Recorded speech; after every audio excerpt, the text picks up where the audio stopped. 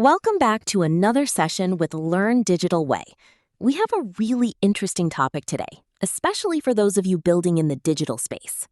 We're examining the exact current licensing model for Unreal Engine. And I know reading a licensing agreement sounds like a cure for insomnia, but I promise you it's not. It is a remarkable piece that dictates the financial and legal realities for literally millions of creators around the globe. The scope of who this applies to is just massive, unprecedented. Whether you're an independent developer coding a passion project in your bedroom, an architectural firm designing a stadium, or a major Bollywood or Hollywood studio rendering digital environments for a blockbuster film, this specific framework applies to you. So we're going to map out the financials, choose your own adventure that Epic Games has designed. We'll start by looking at the space where revenue is under $1 million, the utopian tier, as I like to call it. From there, we need to spend some serious time examining the critical threshold, that exact moment a business crosses the $1 million mark, because that is the stress point where the entire ecosystem just fundamentally changes. It's a hard pivot. And then we'll do a comparative analysis of the two highly specific paths that exist for companies operating above that threshold, the royalty-based track versus the seat-based track. I'll try to keep the math as simple as possible. My goal today isn't just to list off bullet points or dollar amounts. I want to connect those figures to the broader landscape of how digital products are categorized and monetized today. We need to look at how a single entity manages to capture value across completely different industries, from gaming to automotive design to theme parks, using just one underlying technological foundation. So let's start with the baseline, which the document sets at $1 million in revenue, the magic number. Below this dividing line, the engine is entirely free.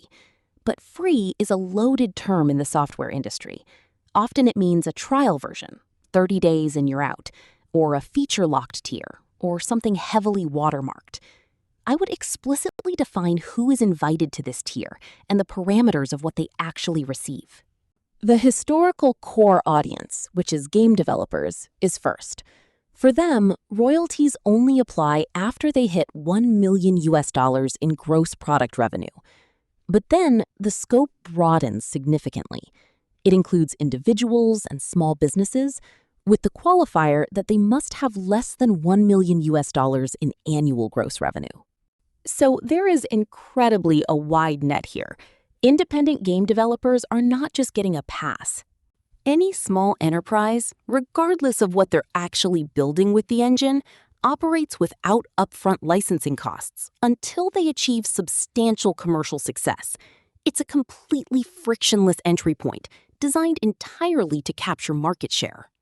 But there is a third category for this free tier that I think represents a brilliant long-term strategic maneuver.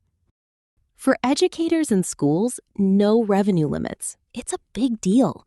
If a massive university has a multi-billion-dollar endowment and generates hundreds of millions in tuition, they still get a completely free pass. Absolutely nothing. Why completely remove the revenue cap for institutions that clearly have the capital to pay for software seats? The answer is the long-term return on investment is exponentially higher than whatever licensing fees Epic could extract from a university's IT budget. By removing the revenue cap, Unreal Engine would basically be the default learning tool in academia. If a university is teaching virtual production, architectural visualization, or game design, they are going to use the industry-standard tool that costs them absolutely nothing to deploy across hundreds of lab computers. Every graduating class enters the professional workforce already deeply familiar with Unreal Engine. And when those students get hired at a studio or start their own company, they're going to advocate for the tool they already know how to use. It is a multi-generational pipeline, which is incredibly smart. And that strategy only works because of what this free version actually entails. Users in this under $1 million tier get access to the source code and all platforms and features. For those of you who might not be deep into software history, Source code has traditionally been guarded like a state secret. You had to be a top-tier development studio, paying massive upfront licensing fees, sometimes millions of dollars, just to peek under the hood of a proprietary engine. Handing over the source code to an individual or a small business by Unreal Engine completely changes the paradigm. It means you aren't just getting a pre-packaged set of tools, you're receiving the fundamental blueprints of the technology itself. So if a small studio needs the engine to do something highly specific for their project, they can go right into the foundational C++ code and modify it. That radically democratizes the actual architecture of digital creation. It removes capital as the primary barrier to entry. Just imagine being a solo creator with an idea for a virtual simulation.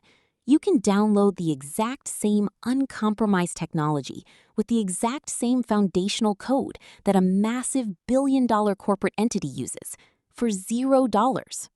But Epic isn't just dropping this complex code into the laps of independent creators and walking away. There is access to forums and documentation on the Epic developer community. Community as a feature. That is necessary. Providing professional-grade, highly complex software is useless if the user becomes frustrated and abandons it because it's too hard to learn.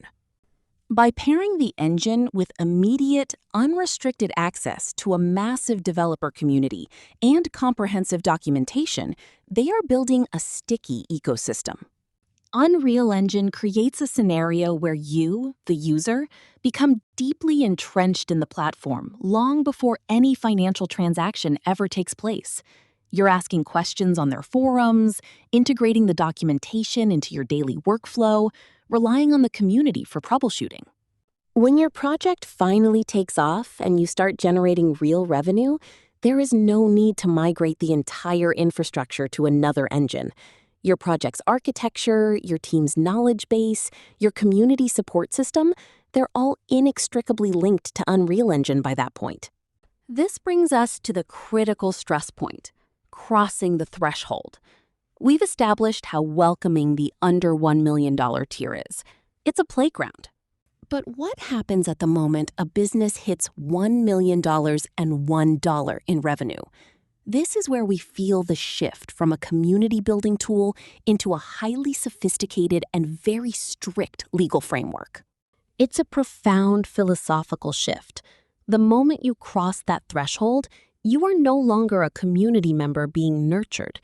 You are a commercial partner, and the revenue sharing begins, but it doesn't trigger a standardized flat bill for everyone. There's a fork on the road.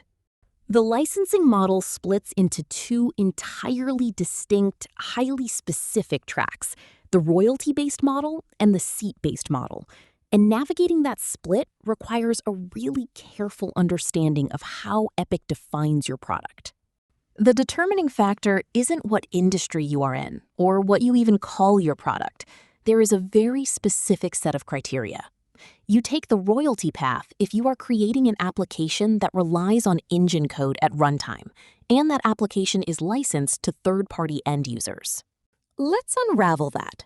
Those two phrases, at runtime and third-party end users, they are the linchpins of this entire agreement. Relying on engine code at runtime means the Unreal Engine software is actively running, actively calculating physics, rendering lighting, processing inputs in real time, while the user is experiencing the product. The engine is essentially alive inside the final application. The user's local hardware, whether it's a PC, a console, or a VR headset, has to continuously execute the engine's code for the product to actually function. And the second half, licensed to third-party end users, means you are taking that living software, packaging it, and handing it over to a consumer or another business. You are giving them the executable file, and they are installing it on their own hardware. Epic is drawing a very hard line between distributing the software itself versus distributing a byproduct of the software. Let's run a comparison to make that distinction concrete. If a studio uses Unreal Engine to render a cinematic sequence and then exports that sequence as an MP4 video file to be uploaded online or shown in a theater, the end user watching that video is just seeing pixels change color on a screen. The engine did its job, output a passive byproduct, and was turned off. The end user never touches the engine code. But if that same studio releases a game, the end user must install and run the engine locally to play it. That distinction dictates exactly how you will pay Epic Games. So let's walk down the first path. Path A, the royalty-based model, the interactive track. The criteria is clearly defined. You are over $1 million in revenue, your product relies on engine code at runtime, and you are licensing it to third-party end users. If you meet all of those conditions, you enter the royalty track. Under this model, you won't be required to purchase seats, no per-user software license fee. Instead, the cost is a flat 5% royalty, but the exact wording regarding how that 5% is applied is crucial. It states all lifetime gross revenue above $1 million. That is a significant protective measure for emerging businesses. That first million is completely shielded. If a studio makes $1.5 million in revenue, they don't owe 5% of the total $1.5 million. They only owe 5% on the $500,000 that sits above the threshold. It creates a financial buffer. It allows a small, successful studio to reinvest their initial earnings into their business, hire new staff, or fund their next prototype without immediately facing a massive tax on their very first dollar of success. However, while Epic provides that buffer, the 5% claim on everything above it is ironclad. The royalty applies regardless of who collects it, provided the revenue is directly attributable to the Unreal Engine product. That phrase, regardless of who collects it, is entirely designed to prevent obfuscation, because in the software and gaming industries, there are often multiple layers between the end consumer's wallet and the developer's bank account. There are digital storefronts taking a 30% cut. There are publishers recouping marketing budgets. There are physical distributors. So many middlemen. Let me play this out. Say you're a developer and you sell a game for $10. The digital storefront takes $3, standard cut. Your publisher takes another $3 to cover their investment, so you only actually see $4. You might try to argue to Epic that your revenue is only $4 per unit. And Epic's licensing agreement specifically shuts that argument down, regardless of who collects it. That means Epic does not care about the business deals you struck with your publisher or your distributor. If the end user paid $10 for the product out in the world, that $10 is the gross revenue figure used to calculate the 5% royalty. It completely closes the door on using corporate structures or distribution agreements to shrink the royalty pool. That is a brutal reality check for a studio forecasting their cash flow. They have to account for Epic's cut based on the retail price, not their net profit. But while Epic is incredibly strict on that front, there is a massive, glaring exemption. The revenues generated from sales in the Epic Game Store are royalty-free. Let's analyze the incentive structure here for a developer. Imagine you have a hit game generating tens of millions of dollars, a good problem to have. If you sell that game on a competing storefront like Steam or the Xbox Store, you owe Epic Games 5% of all that gross revenue, a huge chunk of change. But if you make the strategic choice to sell that game on the Epic Game Store, that entire 5% engine royalty is waived, completely gone. They are betting that the long-term value of acquiring a new customer for their storefront, a customer who will likely purchase other games from them in the future, far outweighs the immediate 5% they would have collected on that single title. They own the factory that makes the goods, and they own the retail store that sells the goods. By removing the tax on their own shelves, there is an immense financial gravity well that pulls successful developers toward their platform. Sometimes developers make a really complex financial calculation. The massive, established user base of a competing storefront outweigh the financial benefit of a royalty-free existence on the Epic Game Store. By the way, if this is actually helping you understand a bit better, hit like and subscribe if you want to keep building along with the series. Let's look at the illustrative examples for this royalty-based path, just to see exactly what products fall into this interactive runtime bucket. The first example is straightforward: any game. The video game is the purest expression of runtime code licensed to an end user. But the second example demonstrates how far the engine's utility has stretched beyond traditional gaming, such as VR applications, interactive or immersive experiences powered by Unreal Engine that you intend to sell to consumers or other businesses. Let's build a case study around that. Imagine you're an independent software firm that uses Unreal Engine to build a highly realistic virtual reality training simulator for commercial pilots, a very common use case. The application relies entirely on the engine code running inside the VR headset to generate the physics, the weather, the cockpit environment in real time. You then license this software out to major airlines around the world. In that scenario, even though the product is a serious enterprise training tool and not an entertainment product, it fits the legal definition perfectly.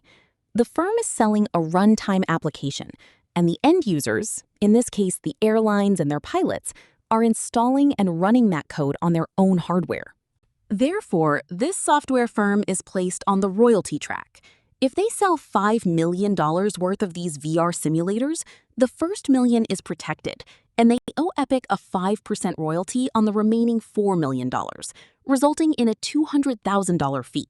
The model scales perfectly with the success of the distributed product. But this entire structure is contingent on the product fitting that specific definition of distributed runtime code. If your business model doesn't involve handing an executable file to a third party, you are placed on a completely different trajectory. This brings us to Path B, the seat-based model, the enterprise and linear track. The criteria here are very specific.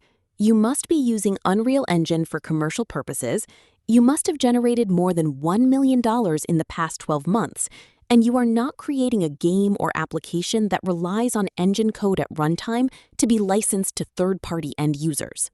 If you meet those conditions, the royalty system is entirely irrelevant to your business. Epic doesn't care about your gross revenue or your product sales anymore. Instead, they require a flat per-user seat license fee, and the cost is highly specific. It is exactly Australian dollars $3,137.20 per seat per year. The inclusion of the Australian dollar figure is there because we are looking at it in the Australia region. The dollar figure will change in your region, but regardless of currency translation, it establishes a precise, non-negotiable baseline for a single professional seat. It's a completely different financial paradigm. Under the royalty model, Epic shares in the upside of your success. They ride the wave with you. But under the seat-based model, Epic's revenue is disconnected from your product's performance entirely. If an architectural firm buys 10 seats for their visualization team, they pay Epic Australian dollars $31,172. And if the firm uses those seats to win a multi-billion-dollar contract to design a new international airport, Epic's revenue doesn't increase by a single cent. It remains tied purely to headcount. There is an upsell for larger operations, noting that Epic Pro support is available as an additional purchase for licenses with 10 or more seats. But the real analytical value is found in looking at what exactly is included in that seat fee. There are 3 distinct inclusions: an annual license to Unreal Engine, an annual license to Twinmotion, and an annual license to Reality Scan. By bundling Twinmotion and Reality Scan, tools specifically utilized for architectural visualization and 3D scanning, Epic is aggressively positioning this not just as a rendering engine, but as a holistic enterprise-grade suite. Let's dissect the illustrative examples for this enterprise track, because contrasting these with the royalty track examples is where the logic really crystallizes. The first example, Linear content, such as film and television shows, architectural visualizations, graphics for broadcast and live events. Let's apply the definitive test. A major visual effects studio is rendering a massive, photorealistic digital battle scene for a television series using Unreal Engine, very common nowadays. The engine is absolutely critical to the creation of the product. But when you or I sit in our living room and stream that television episode, are we running Unreal Engine code on our television? No. We are streaming a pre-rendered linear video file. The engine was used internally by the studio's artists, but the runtime code was never distributed or licensed to the viewer. Because the end user is consuming a passive byproduct, the studio does not owe Epic 5% of their global syndication rights. They only pay the seat fee for the artists who actively use the software. The second example reinforces this concept of internal use, applications such as product configurators. Let's explore it hypothetically. A massive global automotive manufacturer has built a complex real-time 3D tool where their internal design teams can swap out chassis designs, paint colors, and interior materials to visualize new car models before they are ever manufactured. Now, in that scenario, the engine is running at runtime. The designers are interacting with a live 3D environment. So why doesn't that trigger the royalty track? Because of the third-party end-user clause, the automotive company isn't licensing this software to the public. It is an internal tool used by their own employees to facilitate their core business of designing physical cars. The company is the end user of its own internal product. Therefore, they simply pay for the seat licenses of the designers using the configurator. Epic does not get a 5% cut of every physical car the manufacturer sells based on those designs. But the third example is where the lines begin to blur significantly, and it requires a deep comparative analysis. There are immersive experiences, such as theme park rides or interactive architectural walkthroughs. This is perhaps the most nuanced example in this entire session. It really highlights the incredible granularity required to manage a single technology that spans multiple industries, and we need to compare it directly to the VR application from the royalty track. We established that VR applications are explicitly placed in the royalty bucket, but theme park rides are explicitly placed in the seat-based bucket. On the surface, a modern multi-million-dollar dark ride at a major amusement park is incredibly interactive. A rider sits in a physical vehicle surrounded by massive screens rendering an Unreal Engine environment in real time. And on many rides today, your physical movements or button presses in the cart trigger sensors that change the digital environment around you in real time. You are actively interacting with the runtime code. So why doesn't that classify as being an end user of a runtime application? It all comes back to the strict legal definition of software distribution and licensing. Look at the VR app again. The consumer purchases the app and downloads it to their personal headset. They legally possess a license to run that code locally on their own hardware. Now look at the theme park ride. The rider never downloads anything. They never accept an end-user license agreement for the software. The theme park corporation owns the massive server racks running the code. The park runs the software entirely internally. The rider is simply a guest who has purchased a physical ticket to experience the audio-visual output of the park's internal system. Because the theme park isn't legally distributing the runtime code to the rider, they are just projecting the results of it into the physical space around them. It is classified as an internal commercial use. Legally speaking, it is treated the exact same way as the automotive company using a product configurator. The transaction between the rider and the park is for a physical, location-based experience, not a software license. Therefore, the theme park company only has to purchase the seat licenses for the developers and engineers who build and maintain the ride's software. They do not owe Epic Games 5% of all physical ticket sales at the park gate. The structural elegance of that is amazing. Epic has built a framework that bends perfectly around the physics of how a product is delivered and consumed, without breaking its core legal definitions. And that precision is a necessity when your foundational technology is utilized by a solo teenager coding a mobile game in their bedroom, a multinational television network rendering broadcast graphics, and a global entertainment conglomerate building a roller coaster. Your licensing document has to be meticulously precise. So let's summarize the ecosystem we've mapped out today. Epic Games has engineered a three-tiered reality. First, there is the utopian playground. If you are a game developer, an individual, a small business under $1 million US in revenue, or an educational institution, you are granted free, unhindered access to the source code, all platforms, all features, and the developer community. It is a massive loss leader strategy designed to eliminate barriers, capture mindshare, and build a generational user base. Then we examined the pivot point. Once a commercial entity generates over $1 million, the relationship shifts, and their business model dictates their licensing fate based on a very strict definition of media distribution. If the business distributes the runtime code, if they license the living software to a third-party user in the form of a game or a VR application, they enter the royalty track. They owe 5% on all gross revenue above $1 million, regardless of what publisher or distributor handled the transaction. The only escape hatch is the massive strategic approach of selling exclusively through the Epic Game Store, which waives the royalty entirely.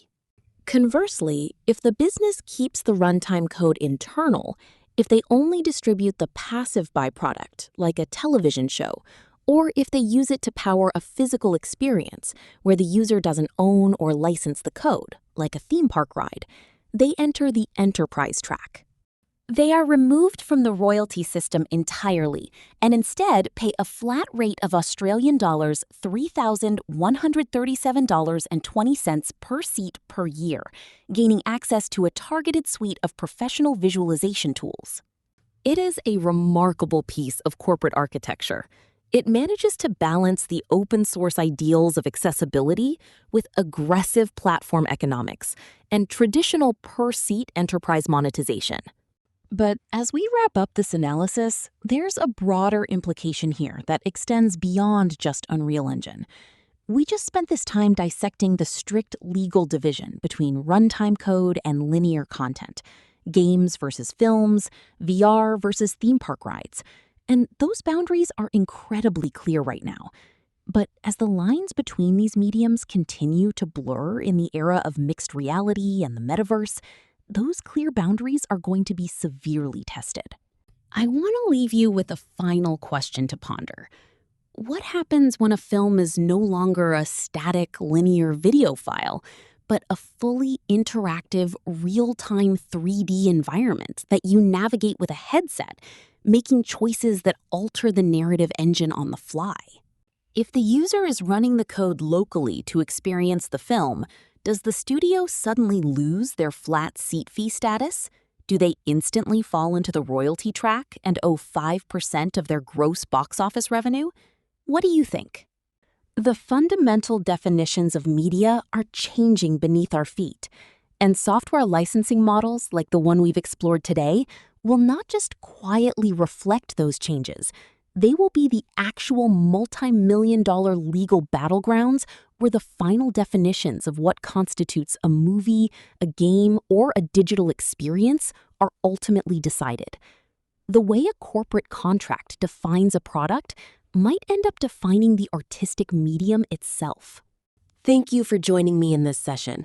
I really encourage you to keep looking closely at the fine print of the technology you use every day, because that is usually where the true architecture of the future is being written. Drop your comments below on what improvements we can make in our sessions. And I have a small favor, as I really need you to subscribe to the channel.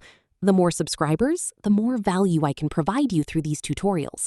See you next time.